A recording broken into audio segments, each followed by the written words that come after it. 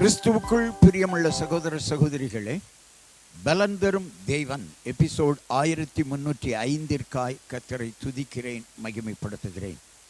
இந்த நாளிலும் நீதிமொழிகள் 3 அதிகாரம் 7வது வசனம் இப்படி சொல்கிறது: கர்த்தருக்கு பயந்து தீமையை விட்டு விலகு.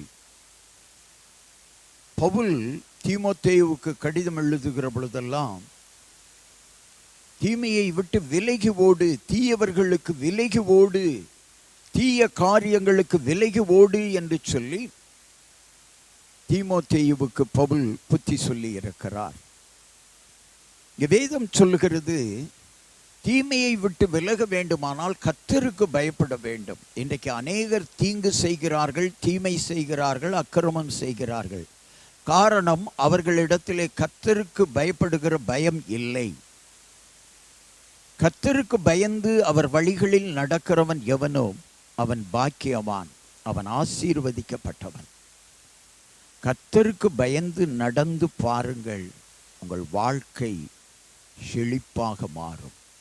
கண்களை மூடி ஜெபிக்கலாம். எங்களை நேசிக்கிற நல்ல தகப்பனே, யாரெல்லாம் கர்த்தருக்கு பயந்து நடக்கிறார்களோ, யாரெல்லாம் கர்த்தருக்கு பயந்து தீமையை விட்டு விலகி நடக்கிறார்களோ, அவர்கள் வாழ்க்கையில் செழிப்பை கட்டளையிடுகிற தேவனாய் நீர் இருப்பதினாலே இந்த செய்தியை கேட்டுக்கொண்டிருக்கிற ஒவ்வொருவரும் தங்கள் வாழ்க்கையில் கர்த்தருக்கு பயந்து தீமையை விட்டு விலகி வாழ ஆண்டவர் தாமே அனுக்கிரகம் பண்ணுவீராக.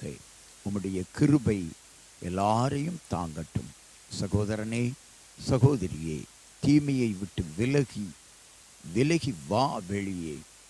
கர்த்தருக்கு பயந்து வாழ்ந்து பார். உன் வாழ்க்கையிலே மன அமைதியும் சந்தோஷமும் சமாதானமும் கிடைக்கும்.